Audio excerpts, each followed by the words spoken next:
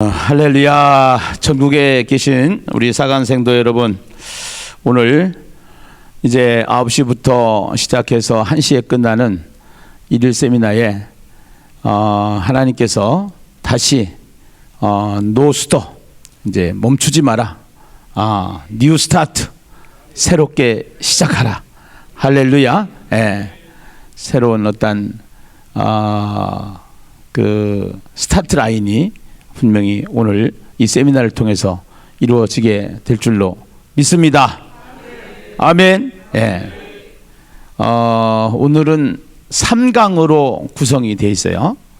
3강으로 구성이 되어 있고, 핸드폰에 배터리가 많이 없는 분들은 충전기를 갖다가 꽂아놓고서 들으시면은 더 좋을 것 같고요. 끊기지 않으니까. 왜냐하면 1시까지 들어야 되니까 나가면 안 돼요. 이거는 쉬는 시간도 나가면 안 돼요. 쉬는 시간에는 질문을 받고 거기서 서로가 나누고 이런 시간을 갖도록 하기 때문에 화장실 가면서도 핸드폰 들고 나가고 또 화장실 가서도 핸드폰을 보시고 이렇게 하면서 1시까지 이 세미나라기보다는 아주 너무너무 중요한 컨퍼런스장이 돼야 될 줄로 믿습니다. 할렐루야. 우리는 한 번도 경험해보지 못한 세상을 지금 살고 있습니다. 코로나라는 명제 아래 지금 항상 모이기를 힘쓰고 모여서 함께 은혜를 나누고 모일 때 하나님의 역사들이 경험되어졌었는데, 오늘은 우리가 처음으로 실시간으로 유튜브로 전국적으로 일일 세미나를 하는 날입니다. 특별히 지부장님들께서 조장님들 연락 다 하셔가지고 참석하지 못한 분들 다 전화하셔서 빨리 참석하라고, 꼭 들어야 된다고, 우리가 살 길이라고, 할렐루야. 전부 다 연락해 주시면 감사하겠습니다. 오늘 하나님의 말씀을 보시도록 합니다. 하나님의 말씀은 출애굽기입니다. 출애굽기 우선 18장, 출애굽기 18장 20절 말씀을 보시겠습니다. 출애굽기 18장 20절입니다. 출애굽기 18장 20절.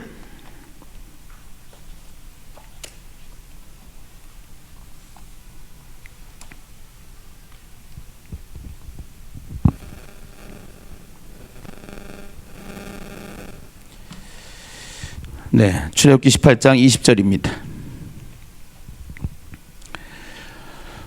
우리 찾으셨으면은 같이 한 목소리로 한번 같이 함께 합독하시도록 하겠습니다. 함께 합독하시겠습니다. 그들에게 율례와 법도를 가르쳐서 마땅히 갈 길과 할 일을 그들에게 보이고. 아멘. 갈 길과 무슨 일? 할 일. 오늘 갈 길, 할 일, 이 두 단어가 핵심 키워드예요. 코로나 시대에 우리가 어디로 가야 되는가? 또 코로나 시대에 우리가 무엇을 해야 하는가? 할 일, 갈 길이죠. 우선 본문 13절 보면은요, 이튿날 모세가 백성을 재판하느라고 18장 13절 한번 띄워주시죠. 이튿날 모세가 백성을 재판하느라고 앉아 있고 백성은 아침부터 저녁까지 모세 곁에 서 있는지라. 모세의 장인이 모세가 백성에게 행하는 모든 일을 보고 이르되, 네가 이 백성에게 행하는 이 일이 어찌 됨이냐? 어찌하여 네가 홀로 앉아 있고 백성은 아침부터 저녁까지 내 곁에 서 있느냐? 모세가 그의 장인에게 대답하되, 백성이 하나님께로 물으려고 내게로 오미라. 그들이 일이 있으면 내게로 오나니 내가 그 양쪽을 재판하여 하나님의 율례와 법도를 알게 하나이다. 모세의 장인이 그에게 이르되, 네가 하는 것이 옳지 못하도다. 네가 하는 것이 옳지 못하도다. 장인이 모세에게 네가 하는 것이 옳지 못하도다. 예. 오늘 우리가 하는 일이 과연 옳은가, 옳지 못한가 한번 깊이 생각해 볼 수 있는 시간이 될 줄로 믿습니다. 예. 우리가 무엇을 해야 하고 어디로 가야 될 것인가, 이것을 우리가 오늘 찾아내야 됩니다. 18절입니다. 18절에 보면 너와 함께한 이 백성이 필경 기력이 쇠하리니 이 일이 네게 너무 중함이라. 네가 혼자 할 수 없으리라. 오늘 지금 이 시대의 이 일은 혼자 할 수가 없기 때문에 전국 네트워크가 되어 있는 예심 선교회를 통해서 하나님께서 우리를 향한 하나님의 뜻이 분명히 있을 줄로 믿습니다. 아멘입니까? 예. 혼자 할 수 없으리라. 그래서 이제 내 말을 들으라. 내가 네게 방침을 가르치리니 하나님이 너와 함께 계실지로다. 너는 하나님 앞에서 그 백성을 위하여 그 사건들을 하나님께 가져오며 그들에게 율례와 법도를 가르쳐서 마땅히 갈 길과 할 일을 그들에게 보이고, 너는 또 온 백성 가운데서 능력 있는 사람들 곧 하나님을 두려워하며 진실하며 불의한 이익을 미워하는 자를 살펴서 백성 위에 세워 천부장과 백부장과 50부장과 10부장을 삼아 그들이 때를 따라 백성을 재판하게 하라.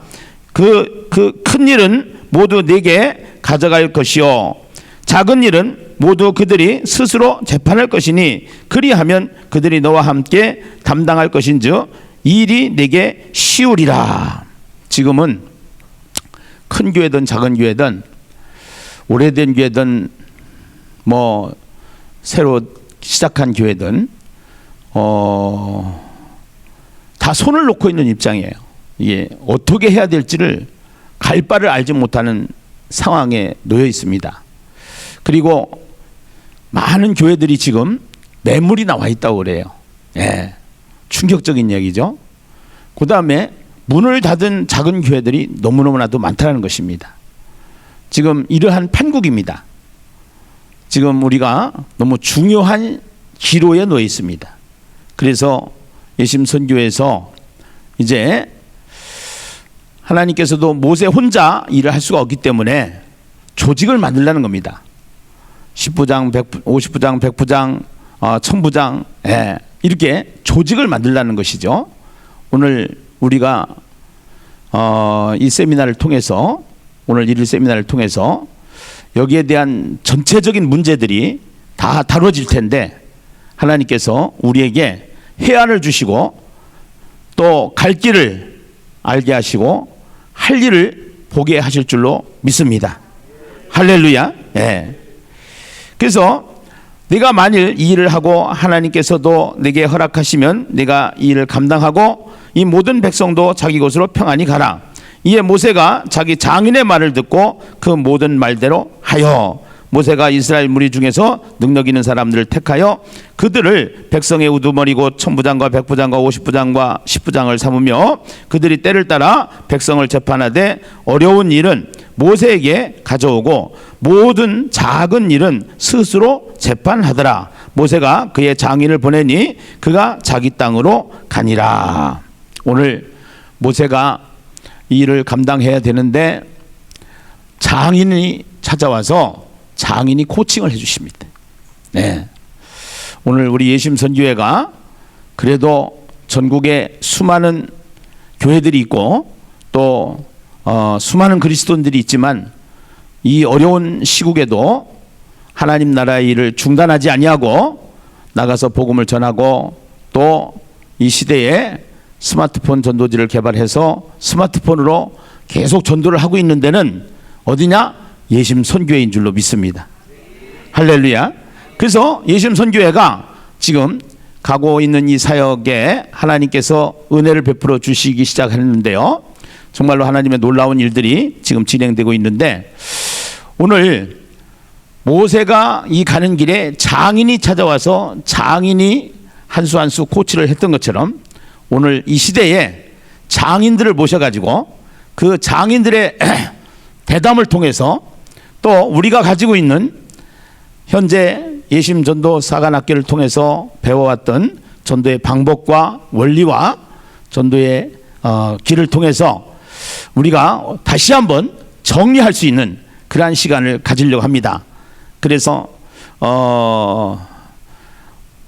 문제가 있으면 다 답이 있는데 우리가 모이지 못하니까 하나님께서 요즘은 실시간으로 비대면으로 많은 행사들을 치르게 되는데, 지난번에 국민일보사에서 아주 이 시대에 그래도 앞장서서 이러한 일에 대안을 제시할 수 있는 장인 같은 분들을 몇 분을 모셔다 놓고 앞으로 포스트 코로나 시대에 한국 교회가 어떻게 가야 될 것인지 포럼을 했어요. 예. 그래서 그 포럼을 해가지고 그 포럼이 한 2시간 정도 되는데 이거를 다 하려고 하니까 내용이 너무 많아요.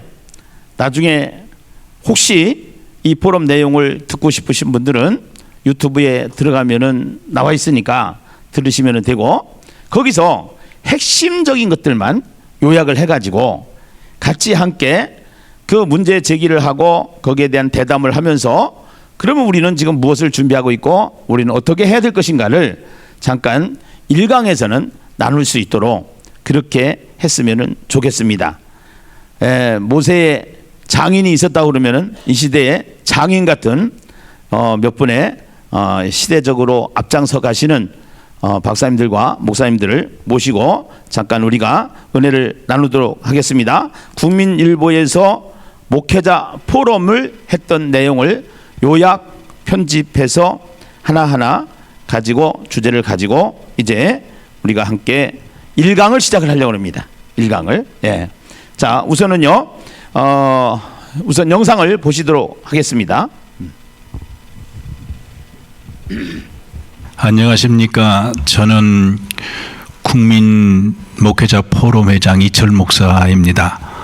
오늘은 실시간으로 포스트 코로나 한국교회는 무엇을 준비할 것인가, 이 주제를 가지고 토론회를 시작하겠습니다. 우선 먼저 영상을 보시고 우리 토론회를 시작하도록 하겠습니다. 안녕하십니까. 미래학자 최윤식 박사입니다.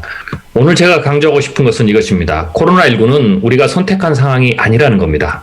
앞으로 1년 이상 연장되는 국면도 마찬가지죠.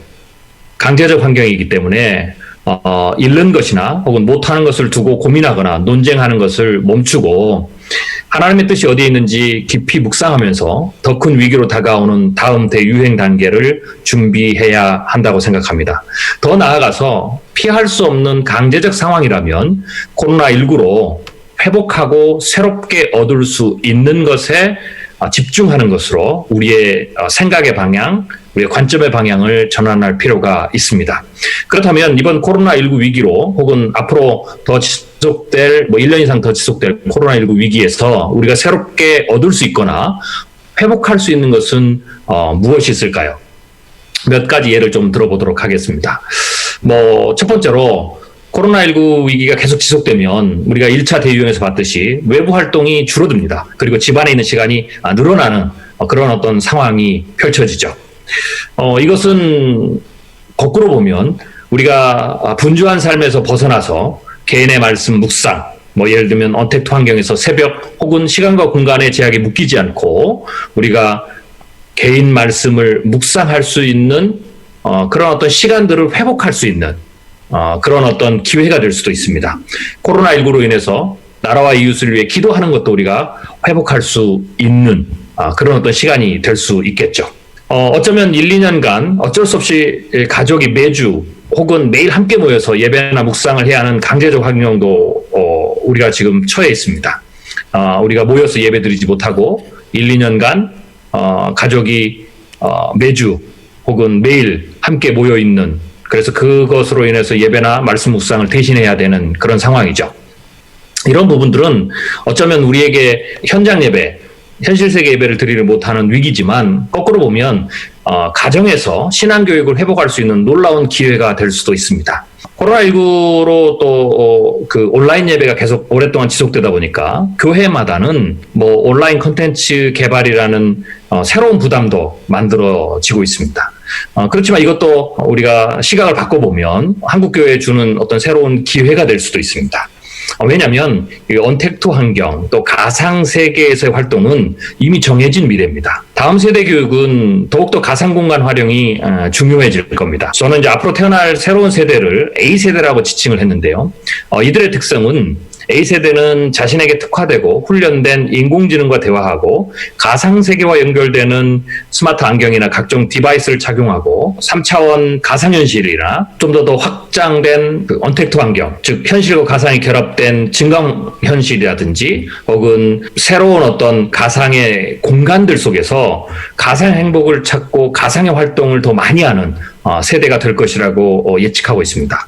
이 A세대는 좋아하는 것과 성공하는 기술들을 인공지능을 통한 언어와 지식 장벽을 돌파하고 가상현실 속에서 찾을 가능성이 굉장히 높은 세대입니다. 어쩌면 이 A세대들은 현실에서는 최소한의 경제적 활동만 하고 오히려 3D 가상 환경 속에서 가상의 부와 다양한 삶을 구현하는 길을 찾으면서 가상현실 속에서 적극적으로 자신을 재창조하면서 자신들만의 새로운 세상을 창조하는 그런 어떤 세대들이 될 가능성도 꽤 높습니다. A세대는 현실보다는 가상세계로 뛰어들어서 가상현실 공동체를 형성하면서 새로운 세상을 선점하고 현실보다 더 현실적인 새로운 세상을 만들어가는 그러한 세대가 될 수도 있습니다.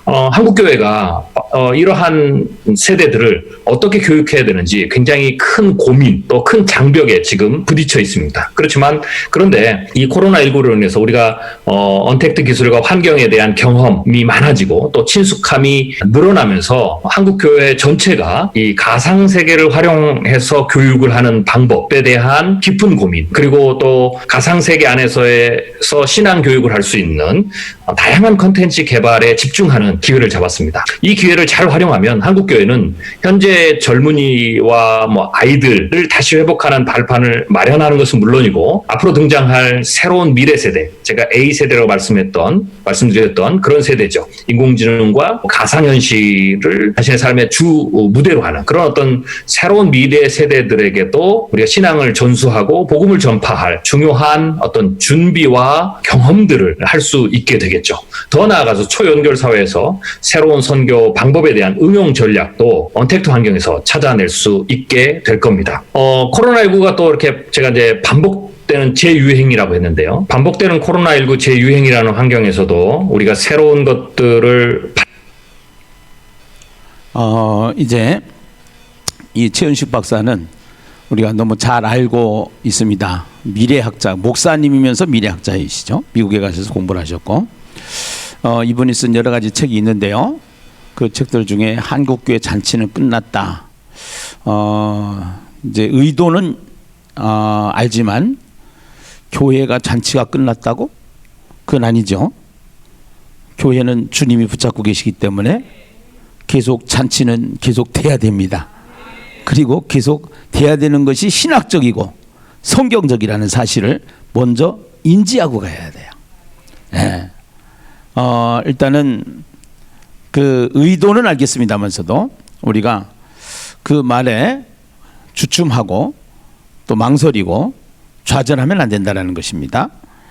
일단은요, 오늘 우선 이런 코로나가 오니까 세상에서도 이 사업을 하는 사람들한테는 틈새라는 것이 있습니다. 오늘 코로나가 오니까 일장일단이 있는 거예요. 그래서 단점이 있는가 하면은 반드시 장점도 있습니다. 그것이 가족들끼리 집중할 수 있고 모일 수 있는 시간이었었죠. 그래서 이제는 그 일장일단이 있는 것을 가지고 우리가 이 시대를 잘 분별을 해야 되는데, 우선은 지금 한국교회가 대형 교회 중심이었다고 하면은 이제는요, 이 코로나로 인해서 상당히 많은 패러다임이 우리가 생각하고 있던 패러다임에서 체인지가 된다고 봐야 됩니다. 그래서 앞으로는 대형 교회가 중심이 되었었는데 저는 이렇게 생각합니다. 앞으로는 소그룹이 중심이 될 것이다. 소모임이 중심이 될 것이다. 그러면 개척교회는 희망이 있어요? 있어요? 있어요. 네. 세상은 공평한 거예요. 항상 똑같은 게 아니에요. 결국은 우리가 진행되는 이 세상 나라 하나님이 붙잡고 계시는데요. 하나님이 운행하고 계시는데요. 하나님이 진행하고 계시는데요. 이제는 세상 중심에서 가정 중심으로 갈 수 있는 그러한 시대가 왔다라고 생각을 하고요. 건물 중심에서 사람 중심으로 갈 수 있는 시대가 왔다라고 저는 이렇게 생각을 합니다. 그렇기 때문에 가장 중요한 것은 준비된 사람을 만드는 것입니다. 우선은 세상에 길들여진 준비된 사람도 중요하지만 세상을 이끌고 나갈 수 있는 하나님의 사람은 성경을 통해서 준비된 사람이 되어야 됩니다. 그래서 하나님의 말씀으로 돌아가야 되고 성경을 통해서 준비된 사람이 반드시 필요한 시대가 됐다. 그래서 교회가 해야 할 일은 바로 이러한 것이다 라는 것을 말씀을 드리고 싶습니다. 코로나가 오지 않았어도 지금은 A세대, 이분은 이렇게 얘기를 하는데요. 신세대, 또 과학의 발전을 통해서 가상세계, 지금 우리는 그 가상세계가 펼쳐지는 과학시대에 카톡이나 줌이나 스카이프나 구글 미트나 이런 것을 통해서 모이던 모임에서 가상 공간을 통해서 모임을 진행하고 있는 것이 현실입니다. 예. 이걸 또 외면할 수가 없어요. 과학도 하나님께서 주신 것이기 때문에 과학을 다스려야 될 줄로 믿습니다. 예. 그래서 이거를 활용해서 우리의 목적, 하나님의 목적이 이루어져 나가야 된다는 사실을 우리가 알게 되는데요. 지금 예심 선교에서 제작해서 공유하고 있는 3분 영상 전도지는 너무나도 이 시대에 탁월하다. 아주 이걸 받는 분들이 감동을 하고요. 기다리고요. 이게 원리적으로 또 맞기 때문에 이 말씀을 듣다가 보면은 예수 안 믿으면 큰일 나겠구나. 세상은 지금 교회가 상당히 나쁜 집단으로 왜곡 보도를 하고 있지만 세상이 아무리 그렇게 교회를 탄압한다고 할지라도 복음은 우리가 지고 있으면 됩니다. 복음을 전하면 됩니다. 그래서 이 가상 공간을 통해서 3분 영상 메시지를 보내드리니까 이 지금 현재 33일 동안 영혼 구조대 중심으로 쉽게 가면 교회마다 전도 특공대 중심으로 일을 했단 말입니다. 앞으로 이제 33일 동안 또 집중해서 전 교인이 이 일을 잘할 수 있도록 더 업그레이드 시켜가지고 이것을 진행을 한다고 그러면은 지금 현재 4,000명 정도에게 매일 이 전도 영상 전도지를 통해서 복음이 전달되는데 저는 이번 가을에 이제 이번 우리가 준비하고 있는 3단계 성령 대행진 때 전 교회들이 참석을 해가지고 많은 교회들이 참석을 해서 전 교인이 이 영상 전도지와 감동 스토리를 지인들 예비신자들에게 보내면은 성령께서 역사하여 주실 줄로 믿습니다. 오늘 우리에게 중요한 것은 새로운 전도 방법, 선교 방법도 중요하지만 그것을 우리가 새로운 전도 방법이다, 새로운 선교 방법이다. 사실은요, 새로운 전도 방법, 새로운 선교 방법 다른 거 없습니다. 그것은 성령의 역사입니다. 예, 성령의 역사예요. 그래서 여기서 50부장, 100부장, 1000부장을 세워서 하나님의 나라를 다스려 나갔던 것처럼 결국은 우리는 성령이 역사할 수 있도록 우리가 그 길을 찾아가면 될 줄로 믿습니다. 할렐루야. 이제 황성주 박사님의 강의를 잠깐 듣도록 하겠습니다. 예.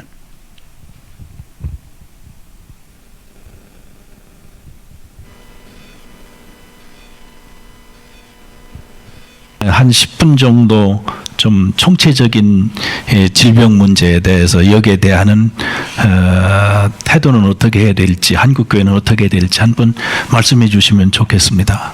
예, 이제 7월 10일 이제 며칠 전인데 이제 세계 최고 기록을 세웠습니다. 하루에 23만 7천 명이 발생을 했고, 이제 그날 아마 1,260만 명 확진자, 또 사망자는 이제 하루에 5,400명, 또 토탈 56만 명이 됐는데, 제가 이제 여러 사진을 많이 제가 찾다 보니까 저 사진이 아주 특이한 사진이 있어서 꼭 악마의 모습을 한 것처럼 수많은 사람들에게 고통을 주고 또 죽이는 좀 그런 사진 하나 발견하게 됐습니다. 근데 이제 하나님께서 아까 잠깐 말씀드린 대로 우리가 이것을 이길 수 있는 구조를 만드셨는데 우리 면역 체계를 준비하셨다. 하나님께서 우리를 이제 충분히 이길 수 있는 구조로 만드셨다. 그래서 저는 이제 원래 이제 암을 치료하기 때문에 제가 암 환자들에게 얘기합니다. 이 정상적인 면역을 가진 사람이 암에 걸리는 건 불가능하다. 그런 얘기를 하는데 마찬가지로 코로나도 마찬가지인 것 같습니다. 최근에 이태원 게이 클럽에서 이제 많은 동성애자들이 이제 감염이 됐는데 이제 그걸 살펴보면 이 동성애자들이 특히 이제 여자의 역할을 하는 사람들이 굉장히 면역이 떨어져 있습니다.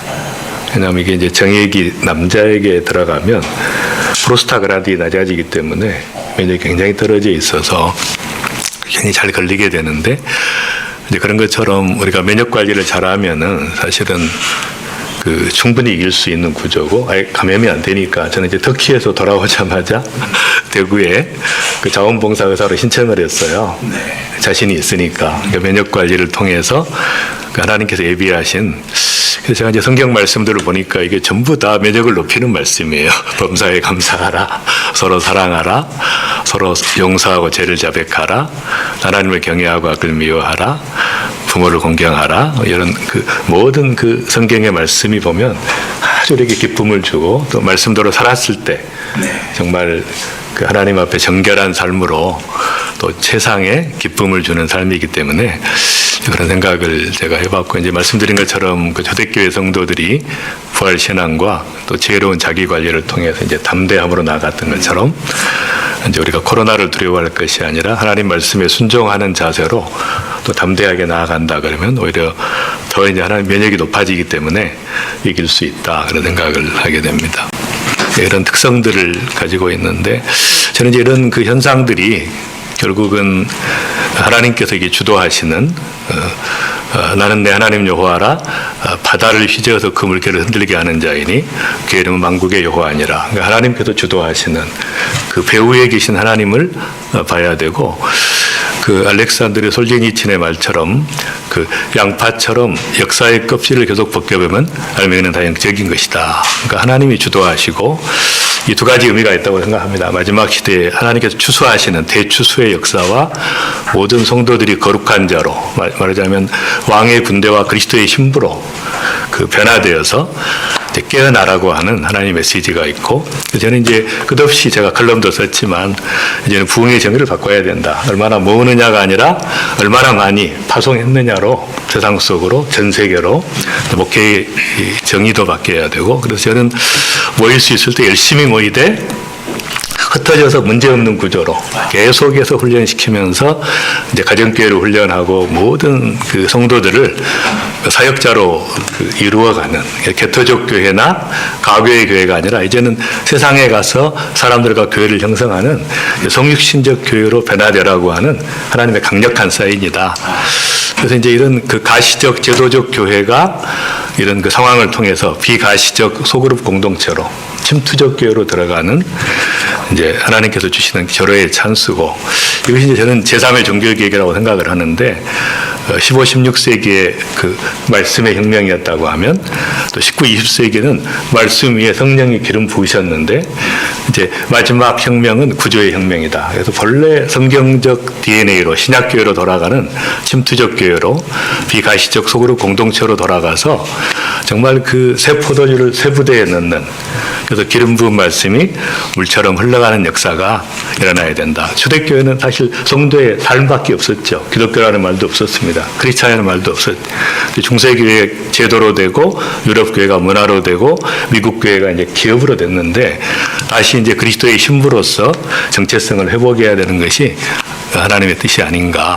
그래서 이런 그 모스크도 다 멈춰버리고 그래서 이런 그 5가지의 종교의 기둥이 무너지고 있기 때문에 하나님께서 의도하신 예수님께서 십자가 이후에 우리에게 주셨던 그 하나님 나라의 총체적 공동체로 전환되는 그래서 교회 건물 중심과 프로그램 중심과 목사님에게 집중하던 과거의 예배가 아니라 내가 선 곳이 거룩한 땅이고 각각 현장에서 삶의 예배를 드리다가 그 결과를 모아서 나누는 코이노냐 공동체로 또 주님께 집중하는 그리고 모두가 사역자가 되는 그 저는 이제 계속 설교할 때마다 보좌업 신앙을 회복하라. 이 기회야말로 그다음에 예배 의식이 아니라 이제는 삶의 예배로 전환되고 모든 성도가 또 사람 낚는 어부가 되고 또 만인 제사장에서 만인 사역자로 만인 선교사로 바뀌는 그래서 이런 구조로 가는 것이 맞고 이제 타겟 2030이라고 하는 한국 교회가 가지고 있는 10만 정병 선교사,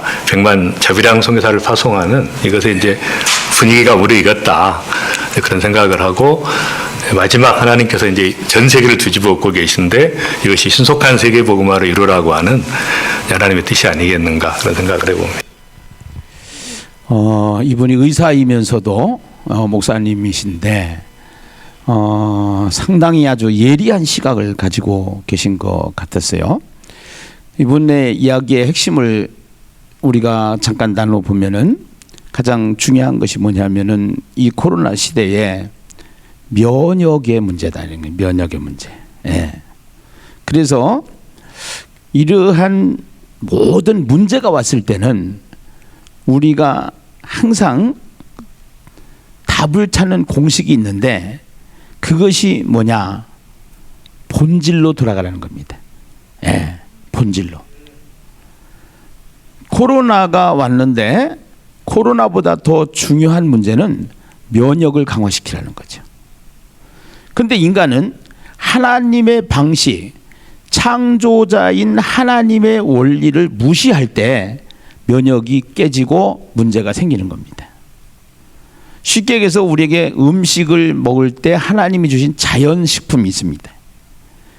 자연식품을 외면하고 우리가 자꾸 인스턴트 식품을 먹게 되면은 결국은 면역 체계가 무너지기 때문에 인간의 문제가 오게 되는 것이죠.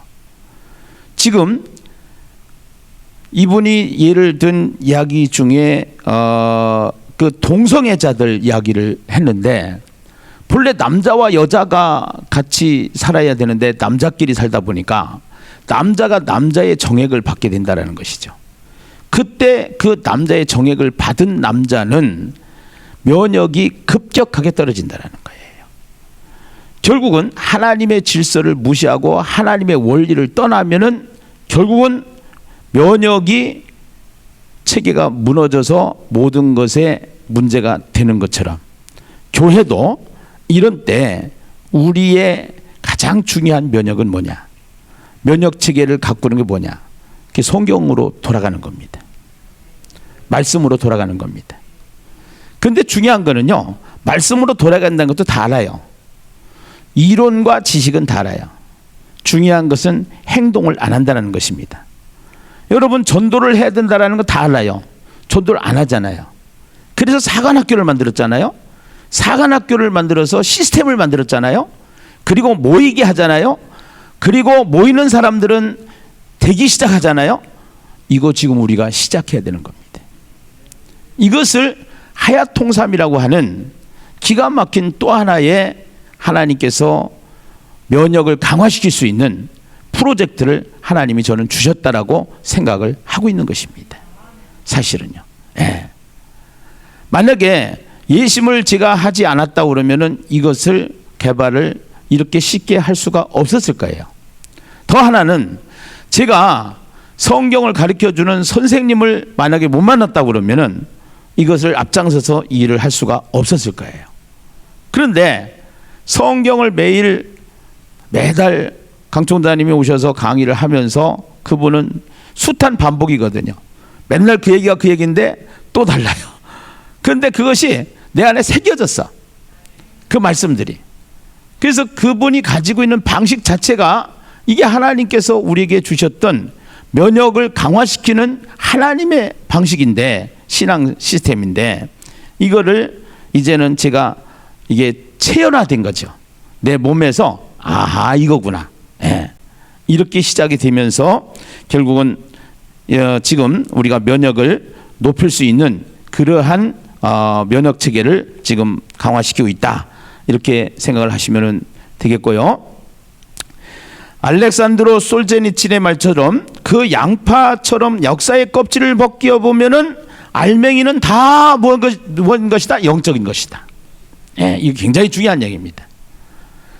알맹이 결국은 인간은 육신을 가지고 있는데 육신보다 더 중요한 것이 마음이라고 그랬어요. 정신이라고 그랬어요. 근데 이 마음이 내 마음대로 안 되는 거예요. 왜 내 마음대로 안 되느냐? 내 마음대로 안 되는 것은 내 마음을 움직이는 실체가 있는데 그것이 영이라는 거예요. 그것이 하나님이라는 거예요. 그래서 결국은 우리는 어디로 돌아가야 되냐? 하나님께로 돌아가야 돼. 하나님께로. 그 하나님께로 돌아가는 것이 뭐냐? 말씀으로 돌아가는 것이에요. 아멘입니까? 결국은 하나님께서 지금 우리가 코로나가 왔지만 코로나보다 더 중요한 것은 코로나를 무서워하는데 코로나를 무서워하지 말고 하나님을 두려워해야 되거든. 사실은 코로나 전염병도 하나님의 역사의 성경 속에 다 하나님의 방식으로 인해서 하나님이 하시는 방법 속에 하나예요. 하나님이 목적을 이뤄나갑니다. 하나님의 목적은 이 땅에 하나님께서 구원 계획을 가지고 계셔서 한 사람 한 사람을 불러서 구속하시는 겁니다. 그리고 교회를 세우는 겁니다. 공동체를 세우는 거예요. 예수님이 오시기 전에는 이스라엘이라는 나라를 세웠고 공동체를 세웠고, 그 다음에 그분이 원하는 것은 뭐냐면 하나님을 알기를 원하는 거예요. 그것을 교제다 그래요. 교제라는 것은 하나님을 안다라는 것은 야다라는 뜻인데, 야다라는 것은 체험된 지식, 체험된 신앙을 말하는 거예요. 그러니까 하나님을 체험해야 되는 거예요. 그 하나님을 체험하려면 어떻게 해야 되냐? 많이 오래 있을수록 그 하나님을 더 체험할 수가 있는 거예요.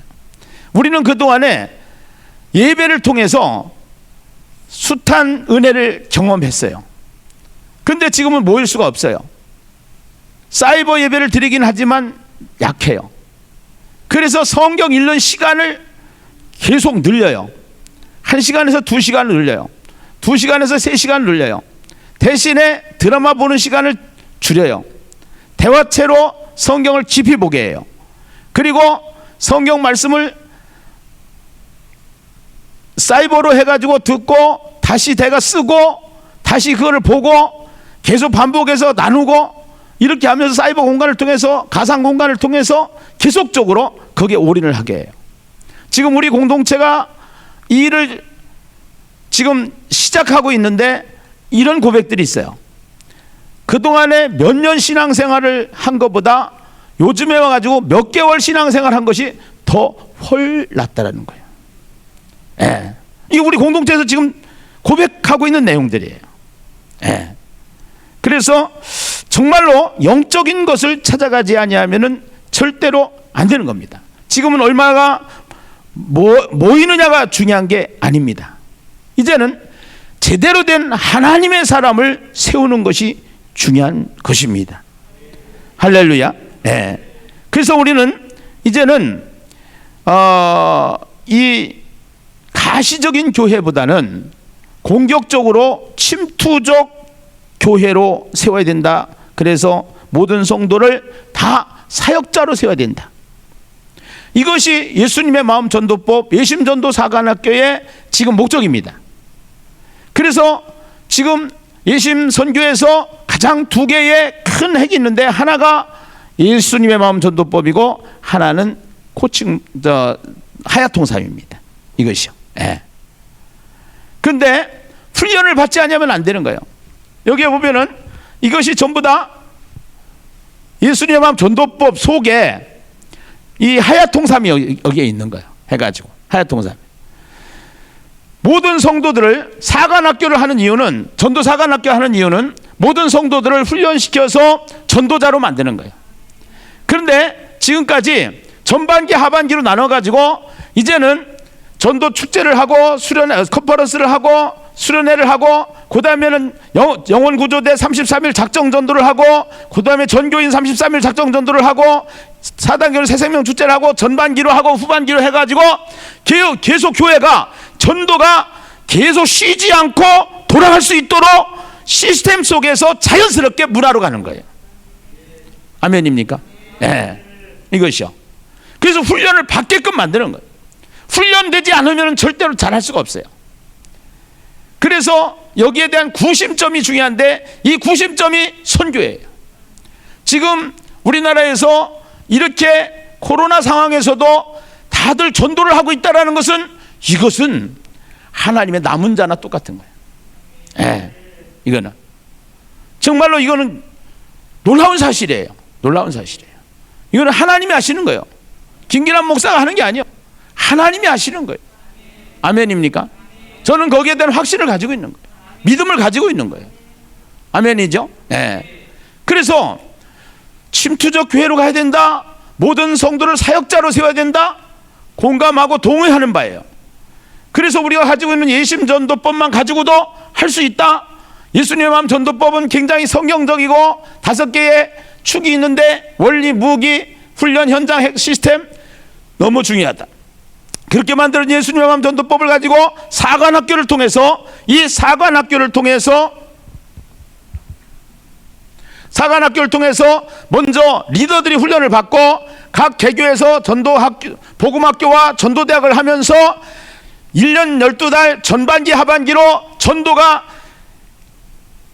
좀 뭐라 그럴까요? 하드하게도 하고 소프트하게도 하고, 이것을 전도팀 위주로, 전도대 위주로, 전도자 위주로 전도를 집중하다가 전교인 위주로 집중을 하고, 그 다음에 이것을 전 교회적으로 집중을 해서 새생명 축제를 같이 동시다발적으로 하고, 이렇게 하면서 작은 교회나 큰 교회나 누구든지 다 참여할 수 있도록 이 배에 올라타기만 하면은 전도가 되어질 수 있는 그러한 상황으로 분명히 될 줄로 믿습니다. 할렐루야. 네.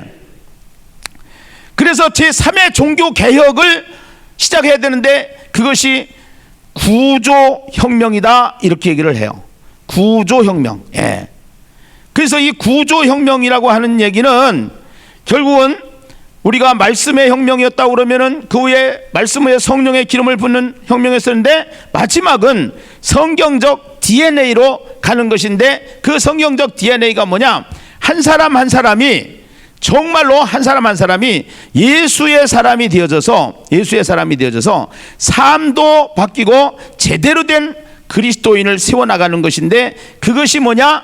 그것이 하야통삼을 통해서, 전도를 통해서, 2가지를 통해서 그렇게 만들 수 있다라고 확신을 하고, 제가 이 사역을 지금 이 어려운 가운데서도 계속 집중하고 주도하고 있는 이유 중에 하나가 바로 그 부분이에요, 지금. 예.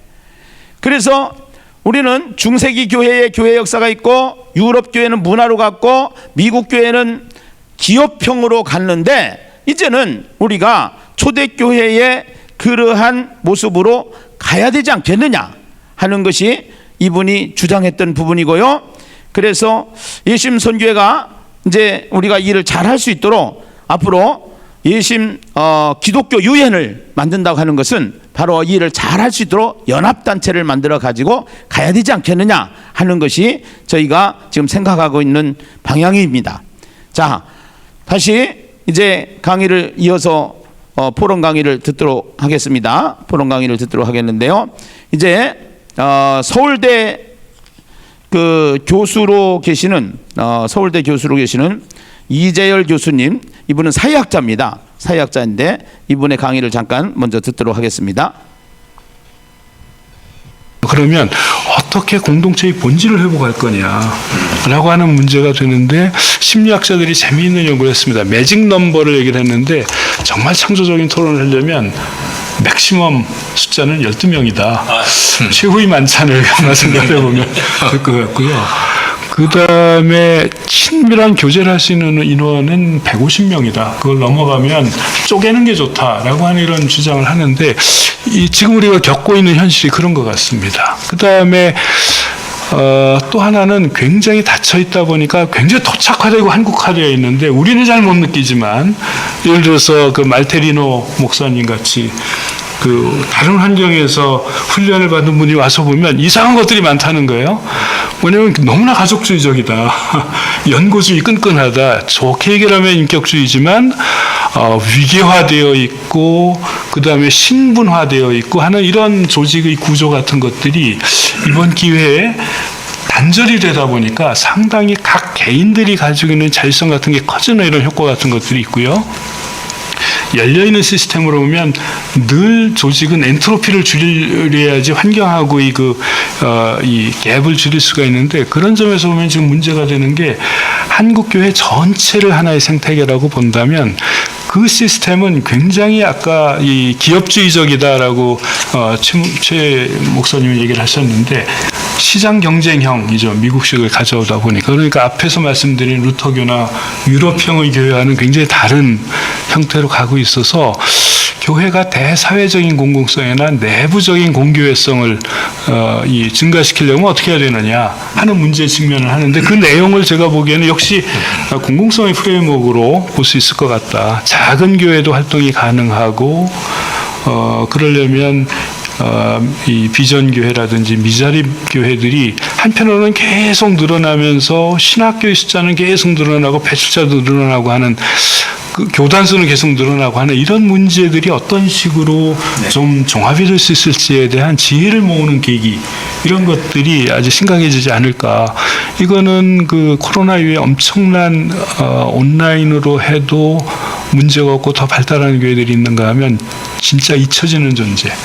실업자가 급증을 하는데 똑같은 일이 교회 간에도 벌어질 것입니다. 그래서 이런 문제들에 대해서 어떻게 답할 것인지. 그래서 아까 처음으로 돌아가 보면 우리가 가지고 있는 질문이 교회가 무엇인가에 대한 조직론적으로 보면 그렇고요. 공교회성의 문제, 한국 사회가 어떻게 교감하는지, 생태의 문제, 생태계와의 문제 어떤 대답책을 준비하고 있는 이런 것들이 다 중요한 이슈가 되고 있다 이렇게 생각합니다. 아이고 말씀 중에 제일 다가오는 게 다 묻혀 있었던 것이 드러났다는 거하고 이제는 변화를 거부할 수 없다는 상황입니다. 네, 거기까지요. 네. 지금 이분은 사회학자예요. 사실은요. 이제 다양하게 이드로를 장인을 불러서 모세가 코치를 받는 것 마냥 지금 장인 몇 분을 불러가지고 우리가 코치를 받는 입장인데요. 지금. 예. 다 그래도 대한민국의 각 분야에서 모든 선두 주자로서 말을 할 수 있는 분들을 지금 모인 거예요. 여기에 보니까.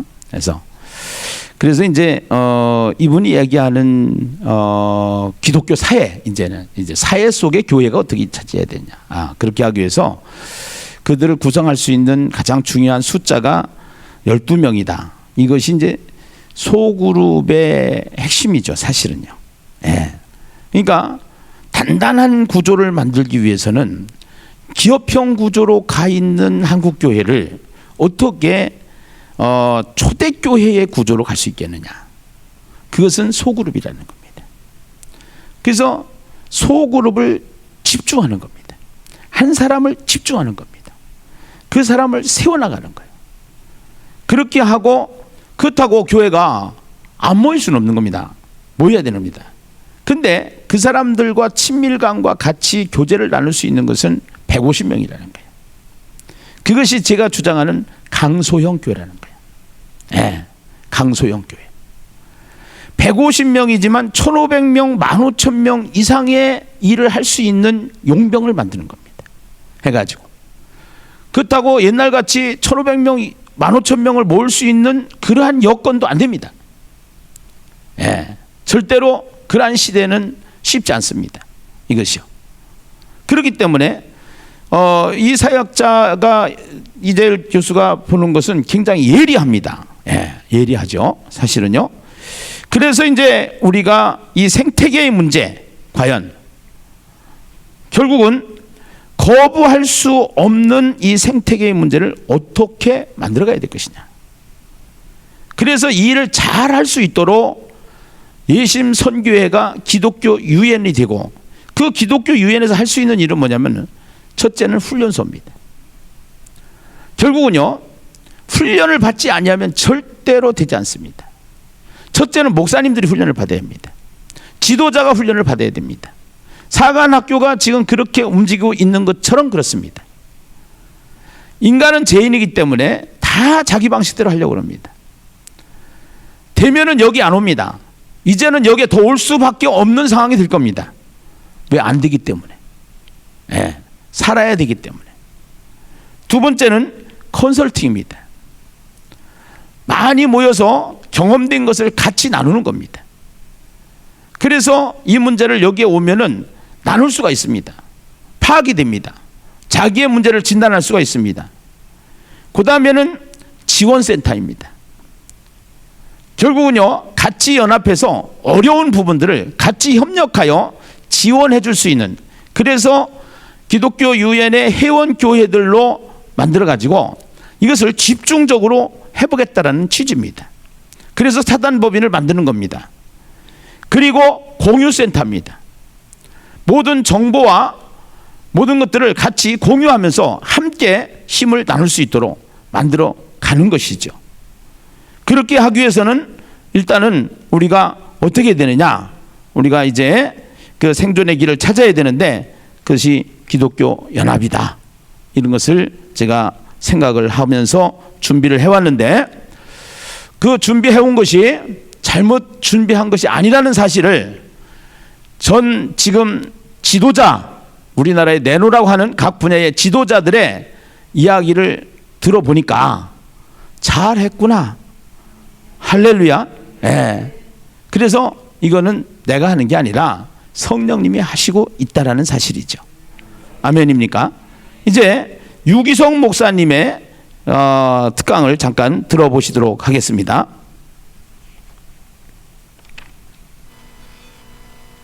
다가오는 게 다 묻혀 있었던 것이 드러났다는 거하고, 이제는 변화를 거부할 수 없다는 상황입니다. 교회가 앞으로 어떻게 이 코로나 사태를 이후를 헤쳐가야 할 것인지, 그 문제에 관해서 우리 유기성 목사님께서 좀 말씀해 주셨으면 좋겠습니다. 네, 뭐 제가 일단 책임을 맡았으니까 한번 제 생각을 한번 나누겠습니다. 아마 여러 많은 목사님들이 참 좋은 생각들을 가지고 계신 것을 봅니다. 지금 현재 이 코로나19로 인해서 한 6개월 정도의 시간이 지났는데, 느낌으로는 몇 년을 보낸 것 같습니다. 아마 그 계속 긴장을 해야 되는 일이 우리를 엄청 힘들게 만드는 것 같습니다. 그런데 실제로 지금 겪는 일도 쉽지는 않지만, 더 중요한 문제는 이제 이 이후에 벌어질 일에 대한 우려입니다. 많은 분들이 코로나19 확산이 이제 멈춰지더라도 한국 교회는 엄청난 변화 앞에 서게 될 것이라, 그 가장 중요하게 한국 교회가 지금 고민해야 될 문제가 비대면 사회가 온다는 거죠. 그러니까 사실 교회의 가장 큰 에너지는 모여서 오는 것입니다. 모여서 예배했고, 모여서 함께 기도했고, 모여서 훈련받았고, 또 모여서 교제했고 그랬었는데, 이제는 만나지를 못하게 하니까 모여 예배드리는 일도 거리를 두어야 되고, 또 성도들이 가지는 소그룹 모임도 지금 모이지 말라고 하는 일도 벌어지면서, 과연 예전의 교회의 모습으로 한국 교회가 돌아갈 수 있을까 하는 것에 대한 위기와, 이렇게 모이지 못하는 상황에 대한 아무런 준비와 대책이 없었다는 점에 대한 당황스러움이라고 생각이 듭니다. 그런데 한 가지 먼저 전제를 하고 갔으면 좋겠다고 싶은 것이, 걱정은 하지 말자는 거죠. 네. 왜냐하면 우리는 하나님을 믿으니까. 네. 하나님이 이 상황을 모르시는 게 아니실 거다. 또 하나님이 지금 되어지는 일들을 보고 보고 야 나도 너무 당황스럽다. 절대 그럴 일은 없으시니까. 하나님은 이 상황에 대한 것도 다 이미 알고 계시고 또 이 일에 대한 열린 문도 하나님이 이미 준비하셨다고 하는 것을 일단 전제로 하고 들어가야 하겠다는 겁니다. 사실 교회 안에서 코로나19로 인해서 전문가 집단에 의해서 이 문제를 대처하자고 하는 위원회를 만들었는데 결론은 아무것도 하지 말자는 것이 결론이 되었다는 거예요. 이건 정말 참 난감한 일이죠. 그래서 상황은 어렵고 우리가 정말 조심해야 될 거는 분명하지만 하나님을 믿고 나가야 될 영역도 분명히 있는 것이거든요. 실제로 이번 코로나19 확산으로 인해서 가장 우리가 도전을 받은 것이 이렇게 모일 수 없는 상황에서도 어떻게 예배가 되며 어떻게 성도의 교제가 가능할 수 있을까 하는 겁니다. 아마 이것은 지금 우리가 정말 찾아야 할 문제라고 생각이 듭니다. 저는 지금 이와 같은 상황에서 우리에게 정말 필요한 것이 성령의 역사에 대한 새로운 눈이 뜨이는 거라고 생각합니다. 실제로 우리는 지금까지 교회 역사를 가만히 훑어올 때 지금처럼 이렇게 꼭 모여야 되고 또 그렇게 또 성도들이 아주 편안하게 교제를 할 수 있는 환경을 누렸던 시대는 극히 드뭅니다. 핍박 때문에도 그랬고 여러 가지 상황에서 사실 교회는 모이는 일에 대해서 계속 어려움을 겪었고 지금도 전 세계적으로 따지면 모이는 일이 어려운 그런 지역이 훨씬 많습니다.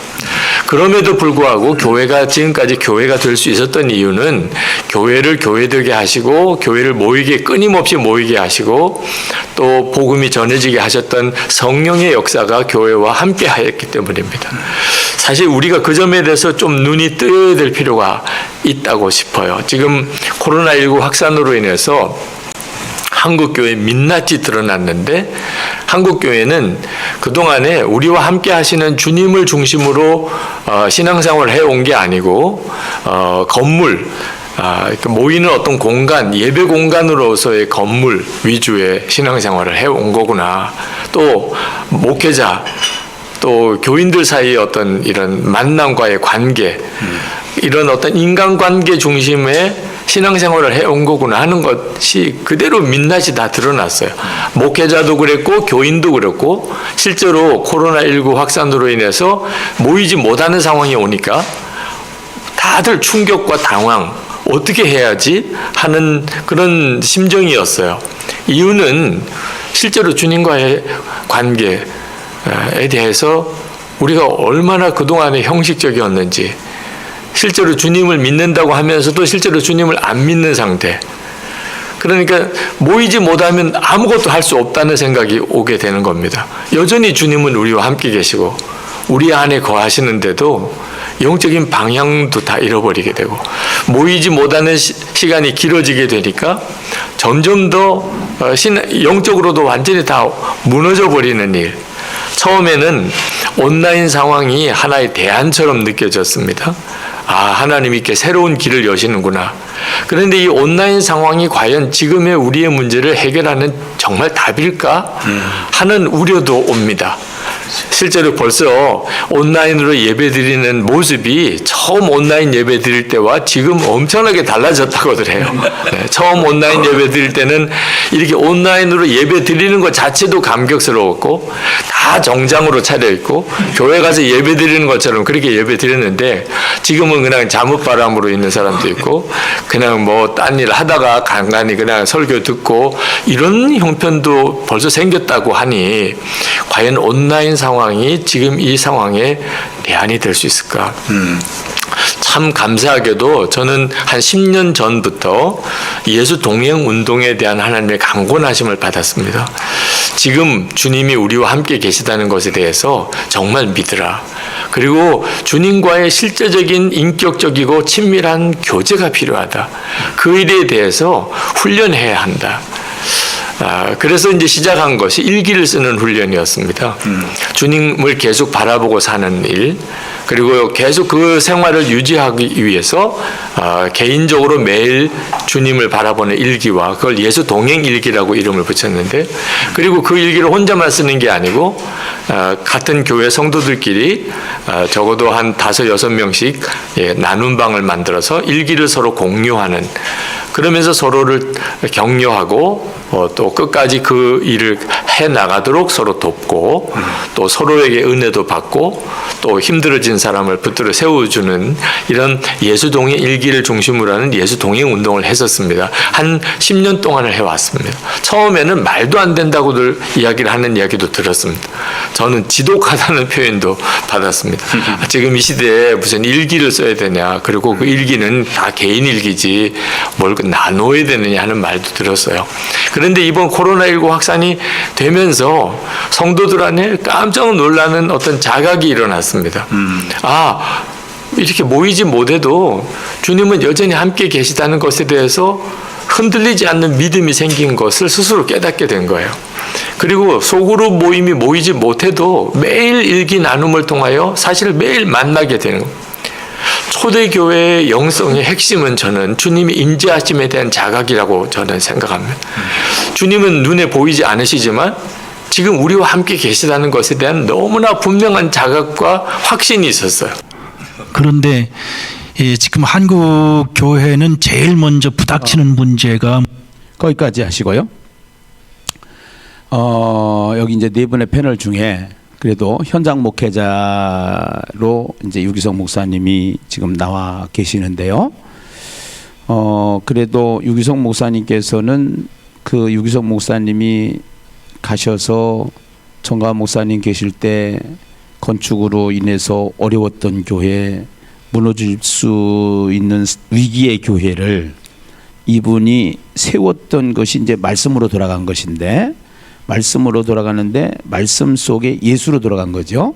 그래서 예수를 아는 지식적인 믿음, 추상적인 믿음에서 실제적인 믿음을 개발할 수 있는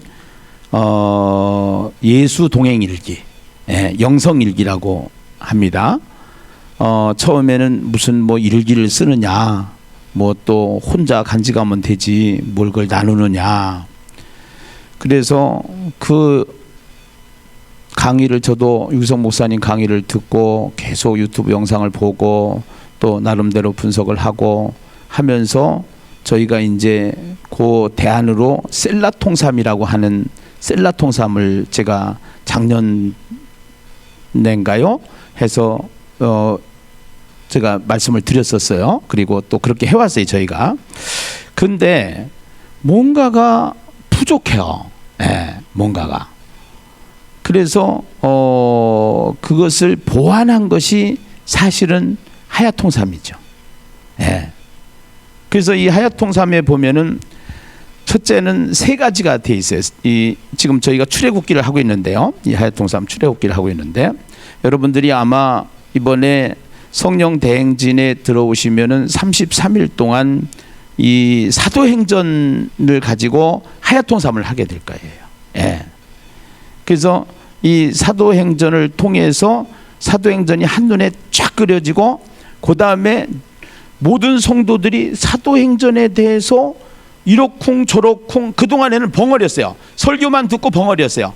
그런데 여러분들이 아마 성령 대행진을 하고 사도행전 가지고 성령 대행진을 하게 되면 성도들이 전부 다 사도행전 1장부터 28장까지를 한눈에 그림을 보면서 그 한 달 동안 33일 동안 그 설교를 듣고 같이 나누고, 또 그것을 또 여기다가 일기를 쓰고, 이제 뭐 일기라고 그래 복잡한 건 없어요.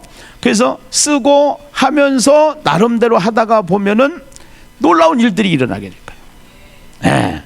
이게 지금 우리 교회는요 창세기를 했잖아요. 우리 교회에서 창세기를 했는데 창조와 동행이라는 단어를 모르는 사람이 없어요. 그런데요, 창세기의 창조와 동행만 잡으면요 창세기가 다 보여요. 그리고 거기에 하나님의 의도가 다 드러나요. 그러면서 성도들의 삶이 바뀌기 시작을 했어요. 지식적인 믿음에서 이론적인 믿음에서 실제적인 믿음이 생기기 시작을 했어요. 예, 실제적인 믿음이. 예. 저도 이렇게 바뀔 줄은 몰랐어요. 이렇게 대단할 줄은 몰랐어요. 근데 저희는 마루타 형식으로 해서 임상하는 입장이기 때문에 그냥 이렇게 뭐 완벽하지는 못했지만 하면서도 뭐 자꾸 바뀌고 이제 하면서 우리가 가는 입장이지만서도 야, 너무 좋다. 예. 야, 너무 좋다. 예. 그래서 이 하얏 통삼을 통해서 정말로 이 유기성 목사님이 이야기하는 예수 동행 일기는 예수님과 함께라고 하는 하나를 가지고 있다고 그러면은 이 하얏 통삼은 말씀이 내 안에 새겨져서 누구든지 창세기를 할 때는 창세기의 말씀을 쫙 얘기하고 출애굽기를 할 때에는 출애굽기 임재와 부재 뭐 이런 단어는요 우리 교회 공용어예요. 무슨 얘기냐? 하나님은 400년 동안 부재했었어요. 안 나타나셨어. 그런데 출애굽에서 모세를 부르셔 나타나셔. 임재가 돼.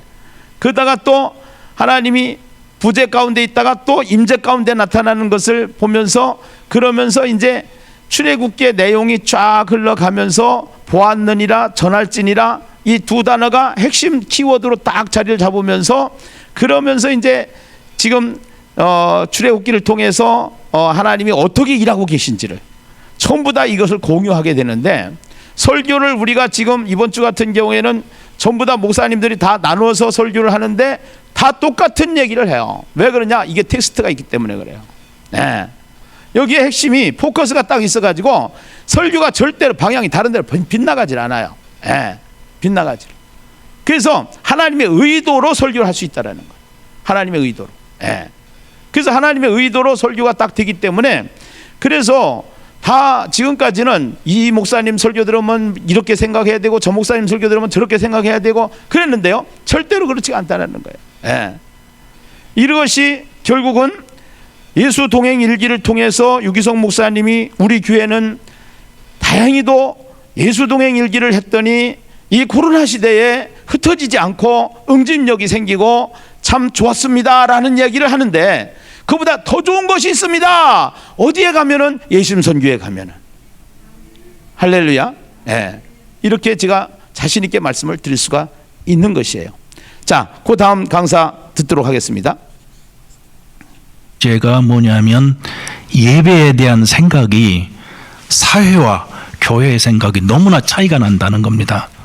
예배란 사회 사람들이 생각할 때는 네, 예배 하나의 문제를 모임으로 다루고 규정하지만 우리는 예배가 생명이에요. 그리고 예배를 통해서 살아왔어요. 근데 그게 대한 이 갭이 너무 크다는 생각이 들죠. 목사님 어떻게 예배 문제에 대해서 앞으로 어떻게 생각하시는지. 네, 뭐 가장 기본적인 전제는 저는 지금까지는 정부와 또 교회 사이에서의 갈등이 우리에게 주어진 현실 자체가 바이러스 감염증의 확산을 어떻든지 막아야 된다 하는 것에 대한 문제로 어느 정도의 선은 그냥 서로 지키고 있다고 생각이 듭니다. 여기서 조금 더 가게 되면은 문제가 될 수도 있다고 생각이 되는데 정부 쪽에서 조금 강하게 나가는 면도 빨리 바이러스 감염증을 좀 잡아야 하겠다고 하는 취지라고 이해한다면 또 뭐 그렇게 이해할 수도 있는 점도 있고 교회를 너무 잘 알지 못하는 가운데 마치 교회를 다른 집단과 똑같이 이해하는 좀 몰이해성에 대해서 교회의 고통도 사실 있는 형편이기도 합니다. 결국은 이제 바이러스 감염증 자체가 해결이 되어서 교회가 다시 자유롭게 마음껏 모일 수 있는 때가 와야 한다고 저는 생각을 하는데 그 일을 위해서 교회가 도와야 할 일도 있는 거죠. 그리고 또 하나는 교회는 교회 스스로가 이제는 이렇게 전에처럼 그저 모이는 것이 모든 것을 다 말해준다고 생각하지 않아야 한다는 것도 교회가 준비를 해야 된다고 생각이 들고요. 그리고 정부에도 이번 기회에 교회도 사회와 정부에 대한 이해를 이번에 좀 넓혀야 할 필요가 있고 정부도 교회에 대해서 분명한 이해를 가지고 있어야 한다. 사실 지금 한국 사회에서 교회가 차지하는 영향력은 상당히 큽니다. 그런데 이번에 참 당황스러운 것은 정부에서 교회에 대해서 가지고 있는 이해는 조금 심각하다고 생각할 정도의 문제가 있습니다. 그래서 이건 지금 한국 교회 내에서도 지금 계속 이 문제에 대한 고민거리이긴 한데 풀어가야 될 숙제같이 보입니다. 저는 이제 더 중요한 문제가 아까 이제 제기했던 말하자면 이제 교회 자체가 지금까지 이제 그 패러다임에서 벗어날 필요가 있고 네. 이것이 이제 강력한 하나님의 사인이라고 저는 보거든요. 그러니까 더 이상 옛날을 유지하는 건 자멸의 길이다. 그러니까 완전히 그 컨셉을 이제 얼마나 많이 모으느냐가 아니라 얼마나 많은 성도들을 사역자로 세워서 또 사회 속에 또 전 세계에 이제 보내느냐 이제 선교적 의미가 있다고 생각을 해서 제가 이제 잠깐 말씀드린 것처럼 모일 수 있을 때 어디에 가도 살아남을 수 있고 복음을 전할 수 있고 네, 하나님의 나라를 이루어갈 수 있는 성도들로 키워서 또 이런 문제가 이제 더 크게 올 수도 있기 때문에 네. 거기에 대항해서 흩어지는 교회로 그러니까 언제든지 초대교회로 신약교회로 돌아갈 수 있는 구조로 강력한 훈련이 지금 이제 필요한데 만약 그걸 대비하지 않고 이런 사태가 계속되거나 문제가 됐을 때는 저는 이제 굉장히 그 어려움에 처할 수 있다. 기존의 패러다임으로는. 근데 이제 하나님의 관점으로 볼 때는 이것이 정말 만인 사역자, 만인 선교사로 네. 이제 엄청난 선교의 기회가 올 수 있고 이제 말씀하신 대로 비대면으로서의 한계가 있기 때문에 인격적 만남을 갈망하게 되어 있습니다. 근데 가장 잘할 수 있는 게 크리스찬들이거든요. 1대1로 만나고 또 소그룹으로 만나고 그러니까 이런 그 쉽게 말하는 하나님께서 본래 디자인하신 DNA가 우리는 침투적. 예. 지금 유기성 목사님과 이제 황성주 박사님의 얘기인데 예배 문제인데요. 정치와 예배. 예. 이제 사실은 지금 현실이죠. 코로나로 인한 국민 건강의 이유가 있지요. 그러나 그것이 또 정치적으로도 이것이 영향을 받고 있지요. 그렇게 하면서 사회적으로 교회는 아주 너무너무나 잘못된 집단으로 모든 사람들에게 인식이 99% 되어 있다고 해도 과언이 아닌 시대. 특별히 교회에 와서 초신자들까지도 이미 그 언론과 사회 언론에 지금 이미 새겨졌다. 언론에 새겨진 거예요. 그 사회적인 언론에 새겨진 거예요. 그러니까 이 하야라는 것은 세상의 언론의 매스컴의 말에 마음이 다 새겨져 버리잖아요. 그거를 하나님의 말씀으로 새겨야 된다라는 것이 하야예요. 사실은요. 예, 이것이요. 근데 그렇게 하기 위해서 이제 어떻게 해야 되느냐? 예, 사실은 언론보다 언론을 거의 99% 신뢰를 하고 있다라는 것이죠. 사실은요. 근데 저희가 한번 당해 보니까 그게 아니더라고요. 이게 굉장히 편협적으로 편파적으로 언론이 움직이고 있구나. 그래서 거기에 대한 신뢰가 무너지기 시작했어요. 저도. 예. 그래서 지금 그러나 이것이 국민들의 대다수가 이런 문제들을 지금 그렇게 공감하지 못하는 부분들이기 때문에 저희가 지금 교회의 예배 문제는 심각한 앞으로의 문제가 대두가 될 것이다. 예. 특별히 정치가 어떻게 변하느냐에 따라서 바뀌게 될 것이다. 그러나 저는 이렇게 생각을 하는 거예요. 중국 같진 않을 거 아니냐. 만약에 된다고 해도 중국 정도밖에 더 되겠냐. 중국도 지하교회에서 예배를 드리지 않느냐. 예. 카타콤이 있었는데 그 카타콤 초대교회 시대보다는 덜할 거 아니냐. 예. 그러면은 우리는 빨리 그 대안을 찾아야 되는데 그 대안을 찾는 것이 결국은 우리가 성경으로 돌아가는 것이고 그래서 성경으로 돌아가서 이것이 하야통삼이라는 백신을 우리가 개발을 한 거죠. 사실은요. 예, 백신을. 그래서 이 하야통삼이 그러한 문제를 해결할 수 있는 백신이 될 것이다라는 확신을 가지고 말씀을 드리고 또 저희 공동체가 해보니까 너무 좋아서 이제 같이 나눠야 되겠다라는 생각을 가지고 있는 것이고 또 하나는 황성주 박사님은 그렇게 해서 이제는 한 사람 한 사람이 교회가 돼서 나가서 전도자로 만들어가지고 한 사람이 교회를 세우자. 사람이 교회가 되게 하자. 그래서 사역자로 모든 성도를 사역자로 만들어야 된다. 이것이 예심 전도 사관학교입니다. 이것이 예수님의 마음 전도법이고요. 네. 그래서 이 한 사람 한 사람을 하야통삼은 이 전도를 하는 데 있어서 엔진입니다. 예. 사실은 이게 지금 두 가지가 같이 가야 되는 거예요. 같이 가야 되는데 앞으로는 자기가 전도해서 자기가 양육하는 사람이 12명 정도를 되게끔 만들자고 하는 것이 제가 주장하는 겁니다. 그렇게 반드시 할 수 있다라고 확신하는 겁니다. 왜? 하야통삼하고 예수님의 마음 전도법을 통해서 사관학교를 한 교회들이 복음학교하고 전도대학만 해도 1년에 전반기 하반기 신앙생활 3년만 해도 이제는 누구든지 다 전도해가지고 예수님처럼 12명씩은 다 세울 수 있는 역사가 일어납니다. 할렐루야. 돼요. 반드시 돼요. 예, 진짜예요. 돼요. 이거 가자는 거, 이거 해야 된다는 거예요 지금. 예, 이렇게 하려고 하는 거예요. 이렇게 하려고. 예, 이렇게 하려고. 그래서 이 강력한 복음, 지금도 3분 메시지에 천국과 지옥에 대해서 계속적으로 원색적인 복음을 가지고 하지 않습니까? 그래서 이것밖에 없습니다. 살 길은 우리가 이것밖에 없는 겁니다. 그리고 절대적으로 세상이 교회를 못 잡아먹습니다. 예, 절대로 못 잡아먹습니다. 하나님이 그렇게 하질 않아요. 예, 하나님이. 예. 그래서 우리는 가장 중요한 성령의 역사가, 그래서 전도하고 하야통삼하고 두 개가 같이 가면은 이 가운데에 뭐가 있어요? 성령의 역사가 나타나니까. 성령의 역사. 예. 그래서 성령이 강력히 임재해서 성령이 하시는 일을 보게 되는 거예요. 할렐루야. 예. 지금 이러한 조직과 이러한 시스템을 만든다라는 것이 하루아침에 될 일이 아니기 때문에 너무나도 중요하기 때문에 지금 우리 늦지 않았어요. 이제 우리는 준비가 되어 있어요. 이미 훈련이 되어 있단 말이에요. 네, 지금요. 이건 엄청난 자산입니다. 네, 이 시대에 엄청난 자산이라고 봅니다. 그래서 정말로 이 예배 문제와 또 선교적 마인드를 가지고 모든 성도들이 한 사람 한 사람이 교회가 되는 그러한 상황으로 전개가 되게 될 줄로 믿습니다. 할렐루야. 그 다음 유기성 목사님과 이재열 목사님 우리 강의를 잠깐 듣도록 하겠습니다.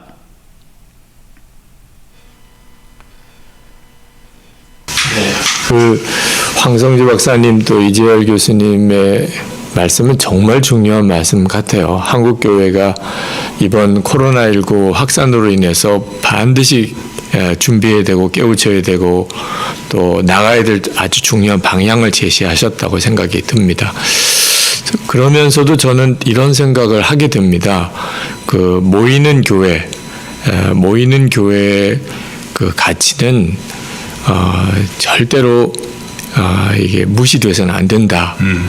잘못 가면 지금 이 문제에 대해서 해법을 이렇게 찾아야 된다 하다가 잘못 가면 정작 이 모이는 교회의 어떤 의미 또 그 가치를 오히려 무너뜨릴 수도 있다고 생각이 듭니다. 예를 들어서 온라인 교회, 이제는 온라인 교회다. 그건 뚜렷하게 하나님이 열어주시는 한 방향성이기도 합니다. 그리고 이제 우리가 모이는 데서 이제 보내는 일에 집중해야 되고 그것도 맞고요. 우리의 삶 자체가 예배고 뭐 그 점도 분명합니다. 또 가정교회 형태가 앞으로 또 대안도 될 수도 있습니다. 근데 잘못하면 일본 교회가 사실 무교회주의의 역량 때문에 어려움을 사실 굉장히 많이 겪었죠. 사실 그 과정은 충분히 이해가 됩니다. 사실 제도화된 교회가 가지고 있는 문제점을 일본의 그 영적인 각성했던 분들이 사실 충분하게 이해를 하고 위험성도 알았고, 그렇지만 사실 그 이후로 일본 교회를 보면 안타까움도 참 많죠. 지금 현재 코로나19 이후에 한국 교회가 가야 될 방향성에 대해서는 우리가 정말 하나님 앞에서 진지하게 우리의 가야 될 길을 또 물어야 되고 또 우리가 그 점에 대해서 방향을 가져야 되지만, 모이는 교회가 중요하다는 것은 그건 뭐 초대교회 때부터 지금까지 절대로 변하는 일은 없다고 생각이 듭니다. 사실 1910년대에 한국 사회가 말할 수 없이 어렵고 한국 교회가 너무 존재 자체가 의미가 없을 정도로 약했지만 선교사님과 한국 교회 리더들 사이에서 갈등도 심했고 전염병이 확산되고 이런 상황에서 사실 1903년에서 1907년 그 사이에 강력한 성령의 부흥이 한국 교회를 일깨워냈잖아요. 사실 지금도 이런저런 여러 많은 대안을 우리가 생각은 해보지만 그 일을 결국은 이루어내 주실 분은 성령의 강력한 역사입니다. 그러니까 이 코로나19 이후에 한국 교회의 존폐는 성령의 강력한 역사로 이 땅에 새 부흥을 과연 하나님이 허락해 주실 수 있겠는가에 달려 있다고 생각이 듭니다. 거기에는 지금 하나님이 세우셨던 이 교회들이 다시 다 재각성해서 일어나야만 하는 일인 거죠. 지금 있는 교회의 존재가 줄어들면서 다른 어떤 대안이 만들어지기보다는 지금 있는 한국 교회에 어떤 세워진 모든 목회자들이 사실 진정한 부흥을 새롭게 경험하면서 모이는 교회는 모이는 교회대로서의 사명을 잘 감당하면서 이제 보내는 교회로서 확산되어져 나가고 또 성도들의 삶이 일상의 삶이 예배가 되도록 만들어서 사실 교회와 정부와의 이 대립 관계도 이렇게 도식을 만들다 보니까 그렇게 된 거지 사실 교회가 하나님의 사람들을 제대로 세워내서 우리 각계각층의 정부의 자 리더들을 세워내면 그들이 사실 또 교회인 거죠. 정부 자체가 성도들이 들어가서 세상을 섬기는 또 하나의 거기가 교회가 되니까요. 사실 교회가 가지고 있는 전략은 정부를 어떤 상대방 어떤 한 대상으로 삼기보다는 우리가 사람을 길러서 그 정부가 하나님의 나라를 이루는 일에 교회가 가져야 될 어떤 선교적인 대상이라고 생각해야 된다고 생각이 듭니다. 저는 이제 유기성 목사님의 그 우려, 일본의 무교회주의, 뭐 이런 거. 그래서 우리가 이제 신학과 신학이 또 굉장히 중요한데 사실은 뭐 일단은 이제 어떠한 사회적인 변화가 분명히 일어납니다. 이게 코로나 때문에 한번 전염병이 오고 가면은요 문명이 바뀌어 버려요. 이게 그렇기 때문에 우리는 거기에 대한 대처는 해야 됩니다. 우선은요 지금도 이미 젊은 세대와 불신자와 또 교회에 처음 나왔던 초신자들한테는 이미 교회에 대한 이미지가 완전히 네거티브로 바뀌어져 있기 때문에 사상 자체가 바뀌어져 버렸습니다. 그래서 우리는요 이것을 진짜 지금까지는 우리가 하나의 에너지를 써가지고 사역을 했다 그러면은 이제는 3개, 4개, 5개 계속 올려야 됩니다.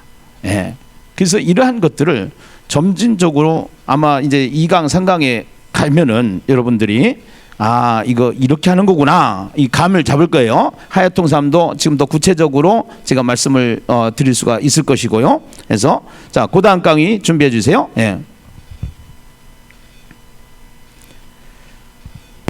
말씀하신 내용에 이제 전적으로 동의하고 네. 하나님께서 지금까지 한국 교회를 쓰셨고 네. 지금도 함께 하시고 이제 분명한데 약간 그 사인에 있어서 이제 목사님이 이야기하신 이제 옛날 형태의 그런 부흥은 이제 일어나지 않을 것이다. 네, 그러니까 이제 제3의 종교개혁은 이제 구조적인 변화이기 때문에 네, 네. 강력한 이제 영성과 공동체성의 생명 아닙니까? 그렇습니다. 그게 이제 종교성과 교회 제도로 바뀌었기 때문에 다시 회복하라는 강력한 하나님의 사인이고 네. 이제 그러려면 모든 성도가 사역자가 되는 그야말로 본래 교회를 회복하자는 그러니까 그래서 그 모든 성도들이 사역자가 되고 또 모이면 강력하게 또 훈련도 받고 은혜도 나누고 그것을 그 회복하라는 이제 사인으로 제가 보는 것이죠. 지금 종합을 해보면 우선은 신앙의 성숙도 문제가 심각하게 지금 우리에게 던져진 화두가 되고요. 이 두 번째는 교회가 한 선한 영향력을 앞으로 어떻게 끼쳐가야 할까 하는 문제가 이제는 앞에 있습니다. 사실은 현재 지금 현실이 이미 이 조직과 이 교회 구조 형태로 이미 한국 교회가 있는데 이게 무너지게 생겼다고요.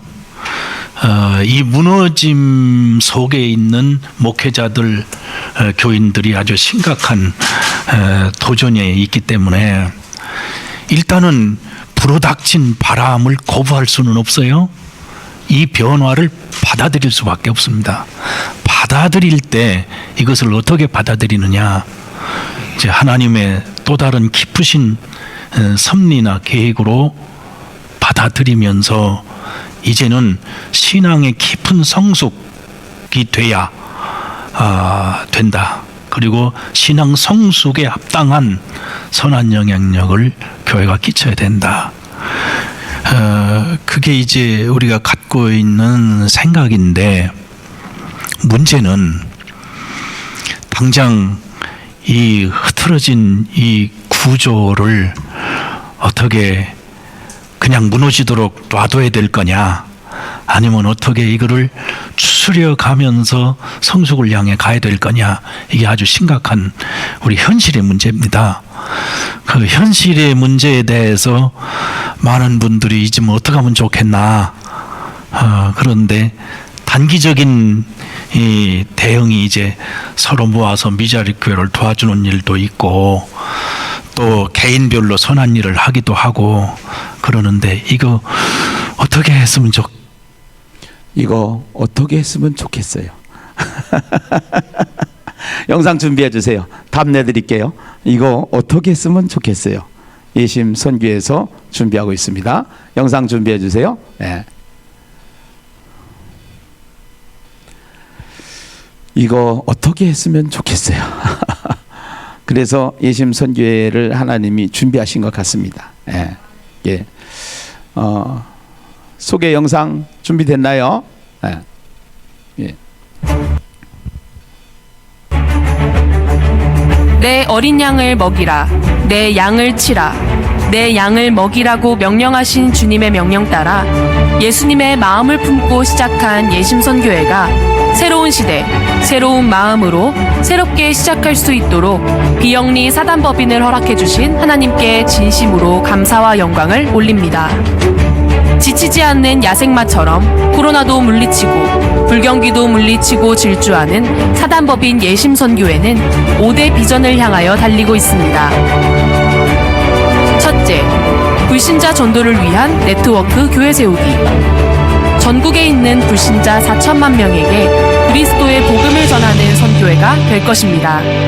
전국에 조직된 예심 전도사관학교 중심의 생도들과 회원교회들과 회원들이 함께 연합하여 네트워크를 만들고 전국 어디에 있는 불신자든지 지역 회원교회들과 연결해주는 불신자 전도 네트워크 시스템이 시작됩니다. 앞으로 예심 유튜브 전도 방송국을 통하여 수많은 영혼을 구원하는 역사들이 일어나게 될 것입니다. 둘째, 순회전도단 세우기. 1년에 2번씩 전반기 후반기로 나누어서 예심 순회 전도단을 통하여 전국 순회 전도를 하게 될 것입니다. 서울부터 부천, 의정부, 강화, 일산, 안양, 안산, 성남, 수원, 평택, 천안, 아산, 서산, 대전, 청주, 속초, 춘천, 원주, 대구, 구미, 포항, 울산, 부산, 김해, 창원, 거제, 여수, 순천, 광주, 목포, 전주 등 지부를 순회하면서 그리스도의 푸른 계절을 선언하게 될 것입니다. 순회 전도 상황은 예심 유튜브 방송을 통하여 전국에 중계되며 다양한 전도 방법과 전도 간증이 소개될 것입니다. 그리고 불신자 전도용 소책자가 100만 부 이상 전국에 배포될 것입니다. 셋째, 인생 클리닉 센터 세우기. 흔들리는 가정의 위기, 자녀들의 문제, 실패한 가정들을 신앙으로 세워나가는 예심 인생 클리닉 센터가 운영될 것입니다. 전국에 있는 회원교회들이 네트워크를 통하여 전문 상담사 인력들을 양성하고 최고 상담자이신 성령님을 통하여 성경 속으로 안내하게 될 것입니다. 의사가 못하고 상담사가 못하는 것을 성령님을 만나서 치유를 받고 교회를 통하여 인생이 회복되고 가정이 회복되는 놀라운 일들이 일어나게 될 것입니다. 넷째, 다음 세대 세우기. 다음 세대는 교회의 미래입니다. 주일학교, 중고등부, 청년들까지 많은 그리스도인들이 세상 문화에 빠져 중독된 상태입니다. 세상 중독을 예수님으로 중독되게 하고 세상 문화를 하나님의 말씀으로 예수님의 군사로 평생을 살게 하는 사역이 펼쳐지게 될 것입니다. 다섯째, 강소형 교회 세우기. 작은 교회의 가장 큰 고민이 되는 월세 부담금과 교회 설립과 리모델링과 교회 건축을 지원하게 될 선교 금융센터를 설립하여 작은 교회들이 힘을 얻게 할 사역을 펼치는 것입니다. 세상 경험이 부족하고 정보가 부족한 교회들에게 정보를 알려주고 컨설팅을 통하여 힘을 얻을 수 있도록 도와주는 선교회입니다. 목회의 수레바퀴가 잘 달릴 수 있도록 코칭해 드릴 것입니다. 이 5가지의 비전을 이루기 위해서는 예심 선교에서 개발된 예수님의 마음 전도법과 타협 통상 2가지를 잡으면은 얼마든지 어느 교회든지 누구든지 이 비전을 잘 이뤄 나갈 수 있다고 자신 있게 제가 말씀을 드리고 있는 것이죠. 이런 일을 할 때에는 구심점이 필요합니다. 그 구심점이 어디냐? 예심 선교라는 것입니다. 이제 예심 선교에는 어떤 한 개인의 소속이나 개인의 소유나 개인의 어떠한 지도로 되는 것이 아니고 모두가 협력해서 이 사역을 이루어 나갈 수 있게 되는 것이죠.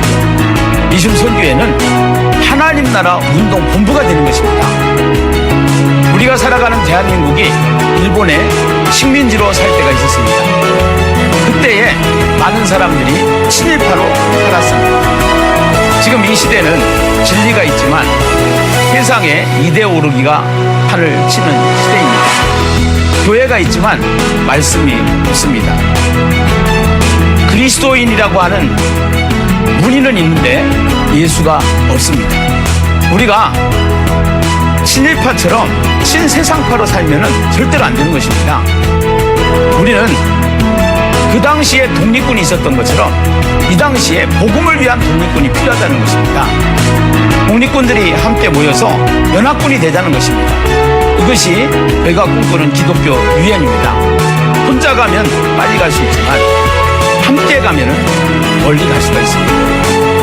이제 예심 선교의 배에 함께 올라타십시오.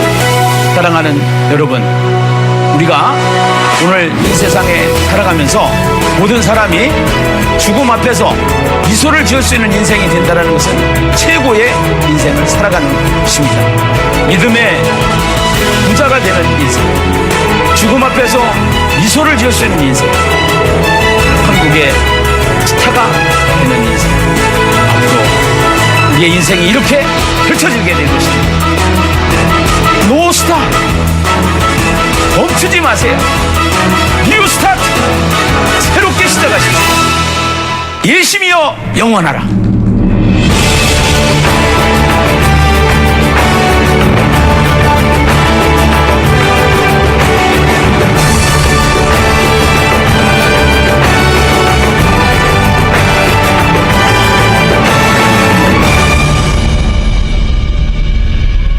감사합니다. 우리 같이 함께 갑시다. 자, 1강을 마치는데요. 1강은 문제 제기였어요. 모세가 엄청난 일을 앞에서 장인이 와서 모세에게 코칭을 해주는 것처럼 오늘 이 시대에 가장 앞선 각 분야의 기독교 지도자들이 오늘 출연을 해서 함께 우리에게 코칭을 해줬습니다. 그리고 거기에 대한 문제만 있는 것이 아니라 우린 답을 가지고 있습니다. 그것이 예심 선교회입니다.